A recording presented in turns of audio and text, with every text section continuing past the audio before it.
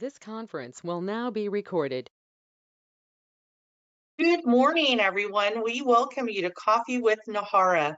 My name is Janet Borland. I'm the Association Director for the National Native American Human Resources Association.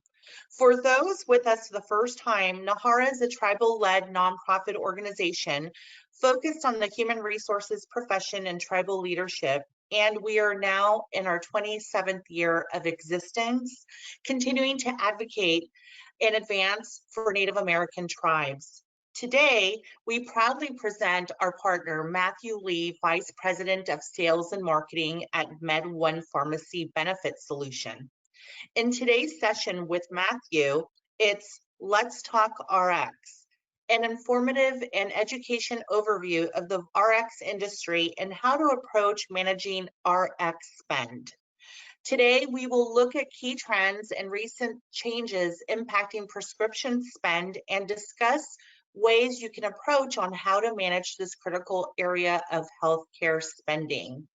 With that being said, I would like to introduce to you to Mathew Lee. Well, thank you, Janet. Very much appreciated. As Janet mentioned, my name is Mathew Lee. Please call me Matt. And I serve as the VP of Sales and Marketing at MedOne. By way of a brief introduction, MedOne is a PBM.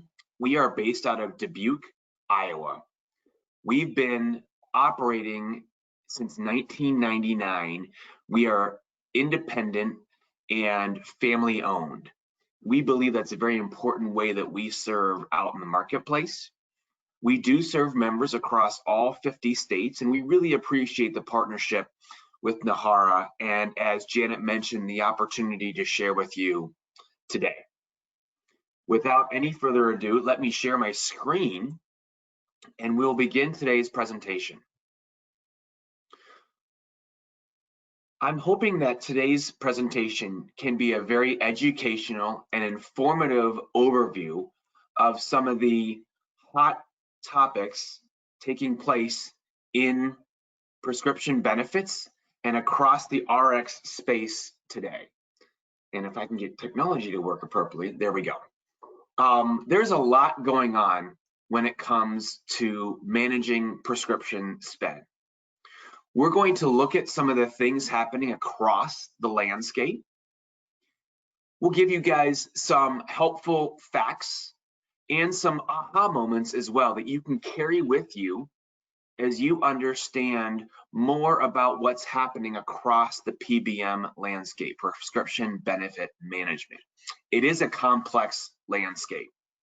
I'm also going to talk about some of the most recent hot topics taking place and how that impacts what plans, what advisors, what tribal councils, whatever the organization is, what they need to do to think about how to approach managing prescription spend in today's environment, because there is a lot going on.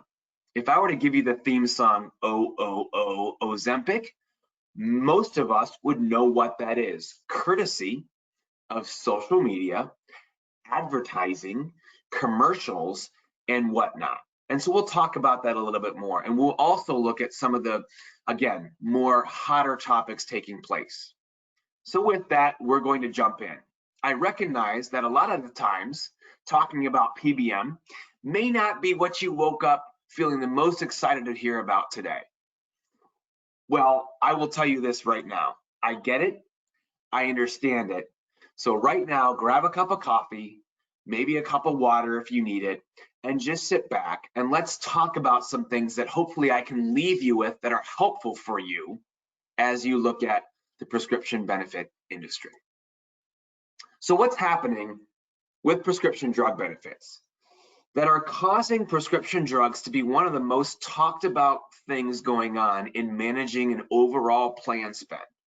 Whereas perhaps in the past, over the past few decades, it might have been one of the agenda items, but wasn't a hot topic. We are now in a very different space with prescription drugs. Drug spend used to represent less than 5% of overall benefit spend. Now it's pressing more closer to 20 25%. We've even seen some plans over and above 30%, where their overall healthcare spending is being eaten up by a larger and larger portion being due to prescription drugs. We see an industry average cost of $107 PMPM, meaning per member per month. I've been in and around PBM since 1999. I call it doorbells and belly buttons. I know not many people still may do that, but we want to boil everything down to that belly button level or that member level. What's driving your total net cost down to the member, the PMPM level? And we see industry averages of over $100 happening across the industry. What's driving that? We have a lot of overutilization that occurs. We have prescription pricing, inflation, and other pressures on prescription pricing pushing those prices higher. And there are ongoing shifts in drug mix towards higher cost treatments. We'll talk about that a little bit more, but we all know about specialty medications. Specialty medications used to be such a small subset of anything you talk about in a plan's experience coming out of the 90s and in the early 2000s. They were just known as oncology medications, and they were treating patients that had cancer and certainly a high disease state that needed care and treatment for those members. And there were a few oncology drugs out in the market, and that you'd highlight what was being spent on them, and there's not much you can do about them. Well, fast forward to today, the prescription market we have is being dominated by specialty drugs, way more than it ever was in the past. Okay, as we keep going today, if we were in a live session, we would be talking about some quiz questions, and I'd give each one of you a chance to respond. Since this is recorded, I'd still like to give you these questions to give you some learnings, and I want to share these with you and just give you a chance to think about these and respond. So the overall PBM industry, the prescription benefit management industry, the average quarterly 2022 revenue for each of the big three PBMs was one of these four: 15 billion, 25 billion, 40 billion, or 50 billion. Everyone can think in their own heads what the answer is. I'll take away two of them. It's either C or D, 40 or 50 billion. And the answer is C, 40 billion. The prescription benefit management industry is a major industry, as you can tell. And there's a lot that comes into it in working with self-insured employers and organizations to manage their spend. There are a lot of PBMs in the industry. A lot of it is driven by these big three PBMs. It's a very complex space that we're in. Let's get to another quiz question. We just talked about Ozempic. What social media platform made the use of Ozempic for weight loss go viral? I've been using this in some recent talks, and I'm actually very surprised. So many people are getting this right, which shows the power of social media. It's either YouTube, Facebook, Instagram, or TikTok. We're moving to, we're down to Instagram or TikTok, and the answer is TikTok. We're going to talk about this drug category a little later because there's so much going on with this diabetic medication space, but also leading into the weight loss section. Our third quiz question: who is a celebrity spokesperson for Ubrelvy? This is a medication that treats migraine attacks. Johnny Depp, Jason Momoa, Serena Williams, or Kristen Bell? And again, I often see many people getting this right. It's either Jason or Serena, and the answer is Serena. And one of the things this leads to is talking about advertising for medications. The United States is one of only 2 countries in the entire world that allows direct-to-consumer advertising for prescription drugs. Does anyone know the other country? It's the United States and New Zealand, the only 2 countries. And as you can tell, Serena, in being the spokesperson for this medication, she's not doing this on a charity basis. She and other celebrities are getting paid for this, and it's part of what leads to the overall finances and economy behind the prescription drug industry, which pushes that pressure on pricing upwards. Speaking of TV ad spending, going back a couple of years now, what drug had the most TV ad spending in 2021? Is it Dupixent, Rybelsus, Humira, or Entresto? Taking away 2, we're down to A, Dupixent, or D, Entresto. Many people often guess Humira with this question. But in 2021, the drug that had the most TV ad spending was Dupixent. And Dupixent's an interesting medication because it initially came out to treat severe psoriasis, that severe dry, scaly skin covering all over your body. Then it was approved for asthma. Then it was approved later on for nasal polyps. So you can see a drug that was initially for one indication got approved for future indications. And the manufacturer, spent a lot of money on advertising, $3.9 billion in a year. Interestingly enough, our clinicians at MedOne would tell you that Dupixent's a very effective drug, and it's actually reasonably priced, and it's very effective. So the benefits of what Dupixent offers compared to the price that's being charged is actually very reasonable. Interesting stat about more ad spending. Pharma as a whole spent over $11 billion just in digital ad spending in 2021. That is very significant for a year. I can remember back coming into PBM in 1999, we barely had cell phones, if at all. And so really the ad spending was just looking at TV. Now you talk about digital ad spending taking over such a large portion.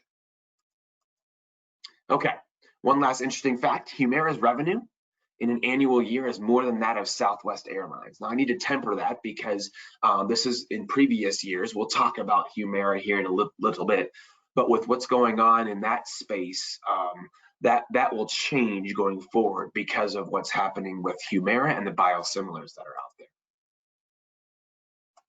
Fact or quiz question number 5. A common non-essential drug, Duexis, is a combination of over-the-counter ibuprofen and what? Aleve, Nexium, Pepcid, or Tylenol. Taking away 2, we have Aleve or Pepcid, and the answer is Pepcid.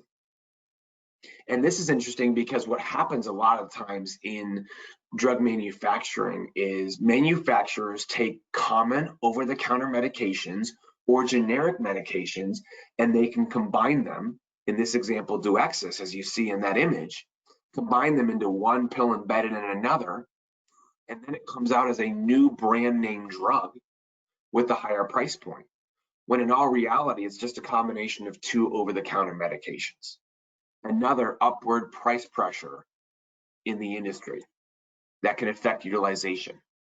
And you can see here on this slide, this shows 4 medications that you may have seen in advertising or at the pharmacy: Cambia, Glumetza, Pennsaid, Rayos. These are medications which have generic therapeutic alternatives. And even though there's a brand name drug that has a high cost to it, and there's equally as effective generic medications out there, and you can see from this chart, as you work down 1 through 4 here, the estimated annual savings are significant for the exact same equivalency of a generic compared to a brand. This is another way that plans have to be cautious of what's happening across their utilization, because these can be lurking and can cause pressure on the upward plan spend for an organization. Quiz question number 6. How many people say they don't take their medication as prescribed due to high prescription costs? So we talk about the cost of medications, and you think about the impact that can have. There are people that don't take medication because of that cost, and that can lead to ultimately more challenging health outcomes, not just on the prescription benefit, but on the medical benefit and even beyond, depending on what disease state they may have. So in this answer, it's 1 in 10, 2 in 10, 3 in 10, or 4 in 10. It's either 1 in 10, or 3 in 10? And the answer is 3 in 10. And as you can see here by the visual, it's too many. Even 1 in 10 is too many. We want to have a situation where people are taking the medication as prescribed for what they need it for, and that people aren't foregoing the care they need just because of pressure on costs. Okay, the last quick question for now. What % of new drug approvals are classified as specialty? Again, we talk about 20 years ago, we were just looking at oncology medications. Now, fast forward to today, we are in a situation where when new drugs are approved, a lot of times they are specialty medications, which leads to this quiz question. 60%, 80%, 40%, or 90%. It's either 60 or 80, and the answer is 80. In an annual year, anywhere from 40 to 50 new drugs are approved, and 80% of those medications are specialty medications. Again, this places a lot of pressure. And here you have new to market drugs as seen on TV, many of these names over the past year or two that we're familiar with, we've seen ads for. And of this list of drugs, again, so many of them are specialty medications. So I hope those quiz questions help to just give you some facts and some things that are happening across the industry and some aha moments as well that you can carry with you just to be aware of as you're going about your daily work. And when it starts to come to prescriptions, you can think about some of these things. Now let's shift and look at some key trends taking place today in the PBM market. These are newer, more recent trends and shifts that are impacting where organizations, employers, advisors, councils, leaders, whatever it is that your position you are in, and the approach you're having to take to looking at prescription spend. The first trend is around insulin. List prices for insulin are being slashed and capped. That's actually a very good thing. And you've been seeing a lot about it in the news over the past few months. And these new caps are helping to put limits as low as $35, whereas previously members were pressured to even be able to afford these medications. And for diabetics, insulin is obviously critically important. Another key trend that we'll talk about is Humira coming off patent, and new biosimilars are hitting the market. And it's helping to reduce the cost significantly in this space. Manufacturer assistance programs are cracking down through managing different eligibility requirements. We'll talk about that a little bit. There's been so much more recent renewed demand for these programs over the past, particularly 2 years, that it's impacting how manufacturers are responding. And there's increased demand for medication-assisted weight loss solutions. We've all seen a lot of this in the news, especially in the early part of 2023. We'll talk about that a little bit. So let's dive in a little bit and talk about insulin. So Eli Lilly and Novo Nordisk announced lower insulin prices coming later this year. And what that's doing is it's bringing down about up to 70 to 75% of a reduction in insulin list prices by late 2023 and early 2024. The reason they're doing this is it's in response to state and federal regulatory changes that are seeking to make insulin more accessible and affordable to diabetic patients who need it. And the reason why is there is a lot of challenge at times for patients even being able to obtain insulin because the price was too high. And for a diabetic population, that's dangerous because we certainly know with diabetics, there has to be a consistent level of care provided or else additional problems can take place. And as I know, we're talking in our partnership with NNAHRA, we're often talking within the tribal population space. Within the tribal population space of Native American populations, there is a higher rate of diabetes.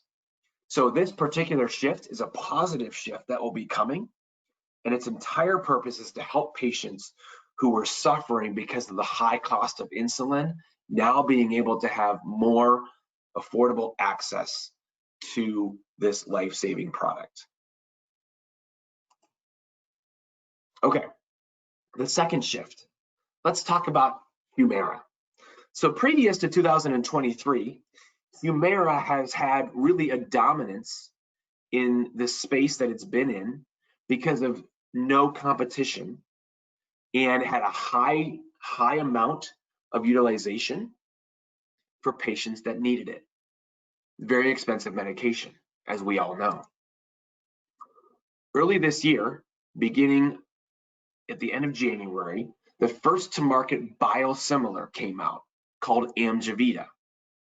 And Amjevita had the opportunity to provide close to a 31% overall price reduction just in looking at list price. So for the first time, Humira has a biosimilar product that can be considered to treat patients and reduce the overall price by 31%. That's certainly significant. More recently, as you can see this list, there's FDA-approved biosimilars that are continuing to get introduced throughout this year. The best example right now is in the middle of the chart there. Yusimry by Coherus is coming out next month in July. As I sit here on this recording, it's mid-June. Coming out next month is Yusimry. We already know the list price for Yusimry, and it's $995 per box. That compares to $8,300 for Humira. That is an 88% price reduction. The other two medications coming out in July, Hadlima and Siltezo. I'm not a pharmacist, excuse any mispronunciation there. We don't yet know the pricing there, but we can certainly expect that there'll be certainly lower pricing compared to Humira. So for the first time ever in this year and then going out throughout the year, there is FDA-approved biosimilars that will be available for patients instead of Humira. And Humira has been a long-standing high-cost price and spend driver for plans. So this is a major shift in the PBM market. Okay, the next shift to talk about is patient assistance programs.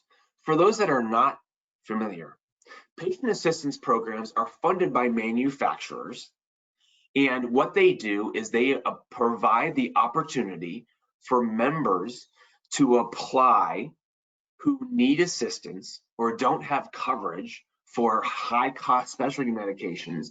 And these different programs, there are hundreds of these programs out there, upon approval, can provide full funding for specialty medications.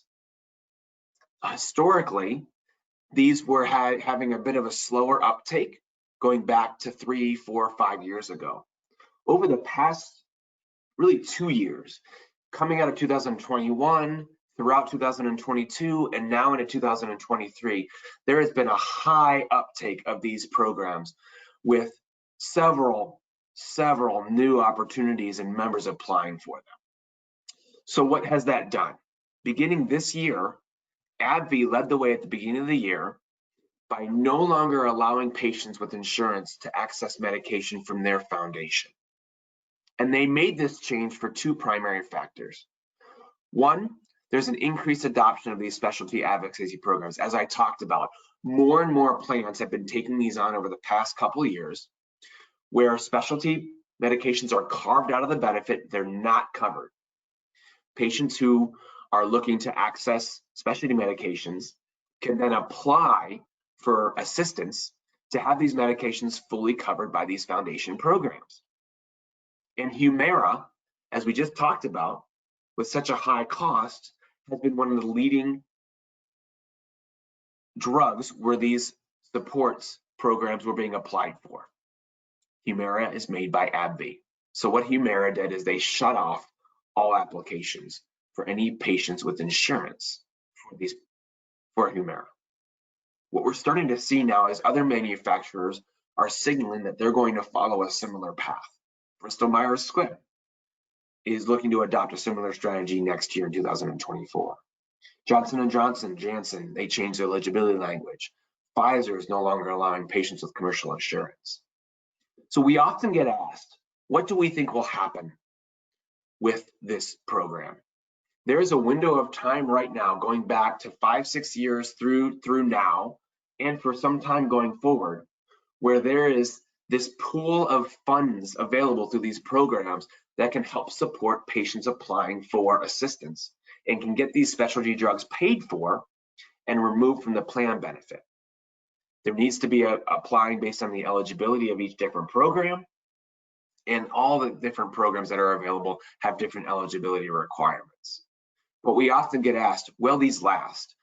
The answer is we don't know. But what you can see here is that manufacturers are starting to act differently beginning this year than they've ever acted before. Where we lead this with as MedOne in working with our customers and our advisor partners is that it's not just about one silver bullet. We need to be more focused on appropriate clinical management. That's now so important more than ever before when we're looking at specialty medications. Yes, there may be all this funding available through these programs, and there are changes taking place, as you can tell by how the manufacturers are reacting. But no matter what, first and foremost, there should be an appropriate focus and really strong clinical management behind specialty medications, not only for the members, but also for the plans as they're appropriately seeking ways to manage their plan spend. Okay, another shift to talk about, and it's been so much in the news industry and the press, is the demand for weight loss treatments. And this is an interesting topic to think about. And it really started coming into the forefront because of our drug that we talked about earlier, Ozempic. And what happened was Ozempic was going through a wave of being prescribed for off-label treatment of weight loss. Ozempic is a diabetes medication, but it was discovered really through viral marketing using social media that it can treat weight loss. However, that's not an FDA-approved on-label use of the medication. And it's interesting to think about, we don't think the manufacturer ever had an idea it would take off like this, because what happened is there started to be a shortage of Ozempic. And that's a challenge because diabetes patients who needed Ozempic were suddenly faced with a shortage where they couldn't access the medication they needed to treat their diabetes because there was such a wave of off-label use of Ozempic taking place for weight loss. That was a wave for a period, and that wave has changed a little bit because I think there was so much awareness of what was happening. In addition, there are new drugs, Wegovy and Mounjaro, that have come out that are FDA approved, and they're more effective to treat weight loss. It doesn't change the fact that they are expensive, but it is creating an overall conversation and topic when you think about this weight loss industry. So initially you had Ozempic being used off-label for weight loss medications. Now you have new medications coming out that are approved for weight loss. But at the end of the day, our clinicians talk about it's still the importance of the overall approach to weight loss, leading with diet and exercise. Our clinicians would encourage and promote that it's not just about a pill to drive weight loss. And the challenge with these weight loss medications coming out is that it can lead to the misperception that all you need to do is take a pill and you will achieve consistent weight loss going forward, taking off the emphasis on diet and exercise. So what is the conclusion overall around looking at this weight loss category, which is also called GLP-1s? So while they have demonstrated effectiveness in reducing weight in patients, one of the things that we're seeing is that it de-emphasizes the importance of diet and exercise, looking at the whole treatment of the patient. And I'm not a clinician, I'm not a pharmacist, I don't pretend to be a pharmacist, but I'll just highlight this chart here below without getting into a lot of pharmacist speak, in that the Institute of Clinical Economic Review is an independent institute of physicians that they all give a measure towards medications. And the measure is meant to compare the cost of the medications with how effective the treatment is. And the first two lines below is where these medications fall into. And any measure over $100,000 is a challenging measure. Whereas any measure under $100,000 is the ICER saying that it's a highly effective medication for the cost. And as you can tell, the semaglutides and the liraglutides, which is where these GLP-1s fall into, they have a high measure by this ICER. So without getting into too much clinical talk, what does that do for plans? Where does this leave plans? I encourage you to look at the highlight of this slide, the leading title of this slide. There's no silver bullet when it comes to weight loss. If a plan chooses to cover weight loss, they are doing so as a benefit to their employees. Certainly something that can help with employee retention. Certainly is something that can help with recruitment. It's not so much something that's being done because the benefits they achieve far outweigh the cost. These medications are expensive, there's no doubt about it. So plans have to look at how they want to, in combination with their advisor, what their approach is to covering weight loss. And we see it's generally about 50-50 across the board, with plans that offer weight loss medication coverage and plans that don't. And also our encouragement is to wrap it with looking at the overall lifestyle of the patient and encouraging wellness and emphasis on diet and exercise. Again, there's no silver bullet when it comes to this category, but it's been a lot in the press lately, leading with Ozempic and now the new medications that are out. Okay, so those were 4 trends that are going on across the market. Now I leave you with one final last quiz question to talk about how you approach what to do with spend, given all this complexity and all the things we just talked about. Why am I showing 2 cans of paint? Because if you look at these 2 cans of paint, if you were to buy this paint, you have the top can of paint at a common hardware store in the Midwest called Menards. Pittsburgh Revolution has a rebate for 4 cans of $35. Dutch Boy Forever has a rebate of $20.50. So if you just knew the rebate behind these 4 paint cans, which one would you purchase? And while we're on a recorded webinar, we often get the question back of, well, I need more information. Of course you do.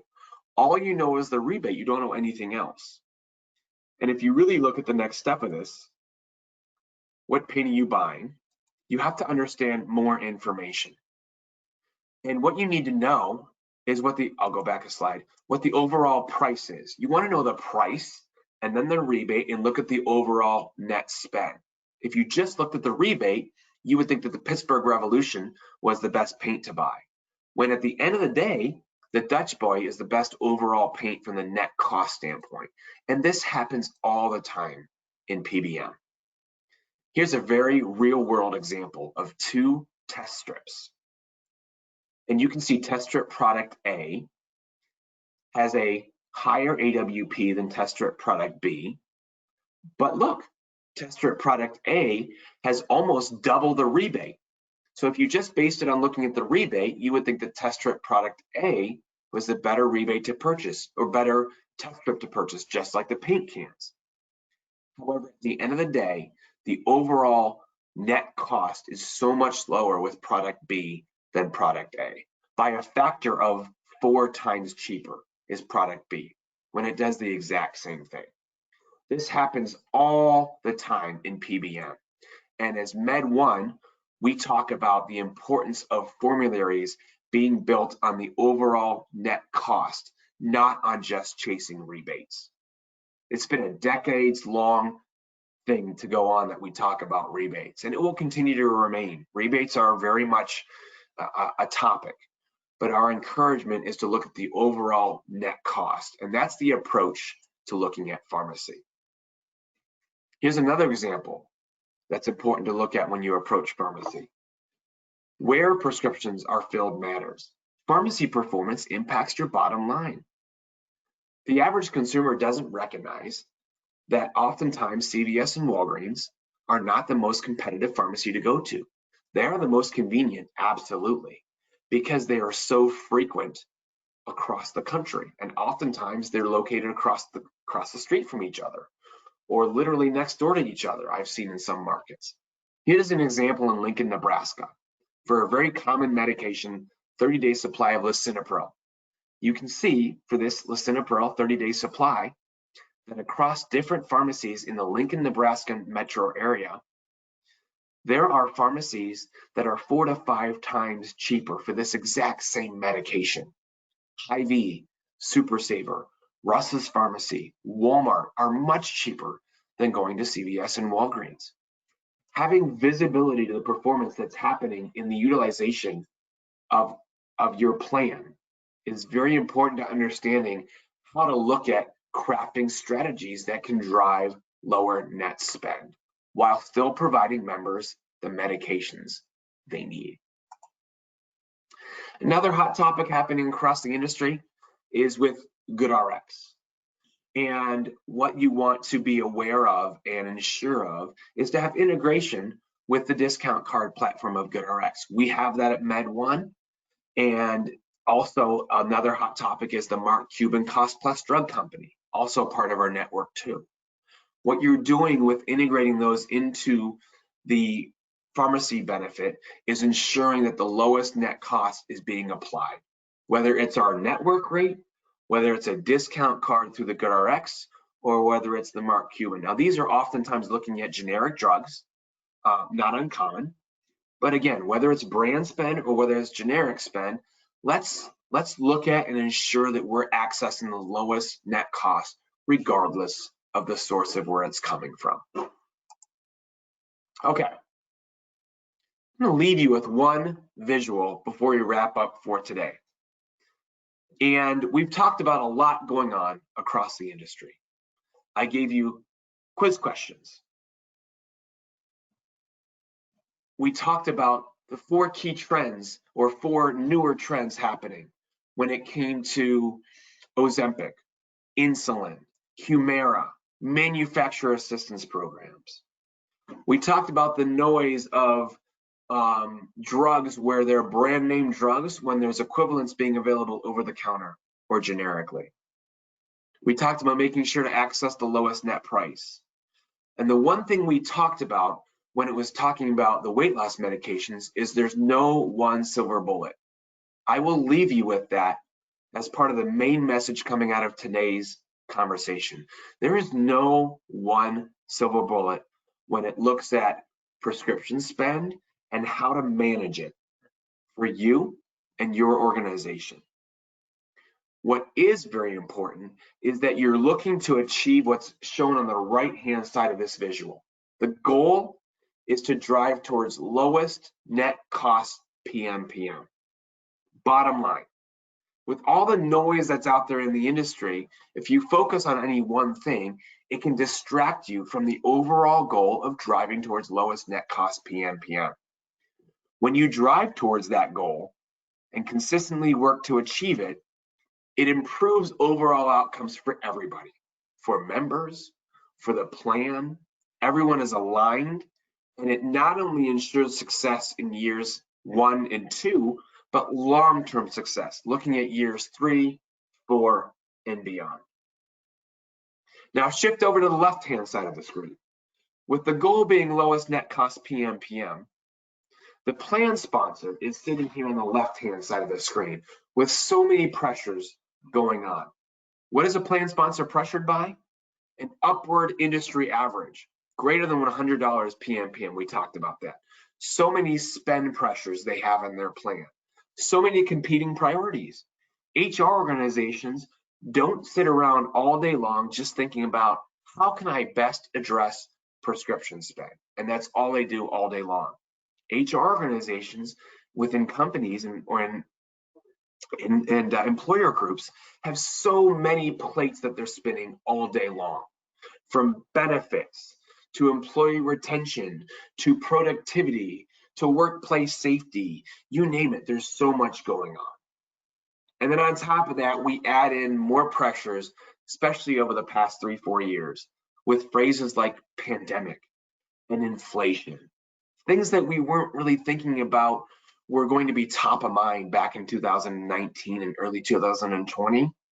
And since that time, you'll have to talk about pandemics and inflation. These create such a pressure in the current state for the plan sponsor. And to get from the current state over to that goal of lowest net cost PMPM, again, there's not one silver bullet. That gap gets filled with so many different things as shown here by these different layers. You want competitive pass-through pricing and rebates with getting from the current state to the goal. You want proper formulary focus, like we talked about. Your formulary should be built on lowest net cost, not just on chasing rebates. You want optimization of the drug mix. Every plan has varied drug mix, and every plan is different from each other. A drug mix is comprised of generic drugs, brand name drugs, low-cost brands, high-cost brands, specialty medications. That drug mix, you want to optimize that drug mix as you look at strategies to do so and ultimately contain your costs. The next level up, you have to have a strategy that can contain specialty costs. And there's not just one silver bullet here either. Right now, there's a lot of momentum around manufacturer assistance programs. But as the manufacturers have started to respond to that, we're starting to see some winds of change. It just places an emphasis again on first and foremost having an appropriate, strong clinical management towards specialty medications. Let's make sure that the medication is right for the member and we can get it in their hands so that they can take it to treat that high disease state that they have. You want high touch member service and coordination. I believe we are not in a world right now where you can just afford to have prompts for members to call in and try to talk to automated messaging. You want very real people getting with members right away and helping them solve the issues that they're talked with. And then you want targeted benefit enhancements. A lot of the times when you're addressing your prescription benefit or any of your benefit plans, oftentimes there's a perception that to appropriately address benefits, it's taking away things from members. That's not always the case. And so there's things you can do in crafting a strategy that can not only help manage and control spend, but it can be an enhancement. It can be a helpful thing to members. So this overall visual is something I wanted to leave you with today. I'm talking about the plan sponsor getting from where they are today to that ultimate goal. And when you have this overall approach, again, it's not just one silver bullet and not one size fits all. Every employer is different. When you are working towards that overall goal of lowest net cost PMPM, it will help to have a plan for the storm clouds that are overhead, which is the last thing I'll highlight on this visual. There are always going to be new drugs coming to market. We talked about it, 80% of all new drugs are specialty drugs. There will always be new indications coming on for existing drugs. You're going to have new utilizers come on to a plan. And then you're going to have things impacting you like inflation and pandemics. So these storm clouds are always going to be hovering, challenging a plan. So you want to have an overall approach and strategy in place to best be prepared for those storm clouds going forward. I leave you with a case study. So as we talked about at MedOne, we are based out of Dubuque, Iowa. We serve employer groups across the country. We have members in all 50 states. And this is a case of a client that has been with us year over year over year, going back to 2018.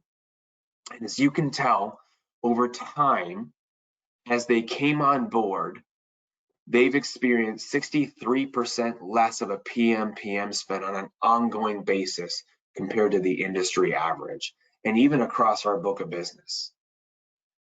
Over the years, they've stayed at the upper 20s or low 30s of their overall net plan spend PMPM, when our book of business is in the upper 50s and that industry average is above $100. They've really focused on strong clinical management, a step therapy program. They have a narrow pharmacy network in place because they found their members can go to any other pharmacy, and they've excluded Walgreens. They've also excluded plaque psoriasis as a specialty exclusion, still allow the appropriate indication to be covered, but also limit what they found was an overprescribing specifically for plaque psoriasis. So various cost containment strategies, highlighting that year over year over year, you can manage trend, keep it down, control your plan spend with a strategy that works for this particular client. As we wrap up today, I would like to offer to help. Across the NAHRA organization, we appreciate our partnership, and we would welcome the opportunity to talk about this RX space with you. You can contact me. We can help perform a complimentary RX analysis. We just need a simple claims file to do so. I can help walk you through that. And we can provide an analysis back that can help you in discussing RX within your plan if your organization, or with your customer or prospect if you're an advisor that's on the call today. My contact information is right here, mlee@medone-rx.com. Please don't hesitate to email me, or you can always call me directly. I'd be happy to help, even in just talking about the space that we're in and understanding the trends and what's impacting the pressures on this spend for prescriptions that is happening across the industry and space that we serve. So with that, I would just like to end by saying thank you. Typically we would do Q&A, but since this is now a recorded webinar, I would just remind you again to reach out to me for any way that we can help and to address any questions you may have.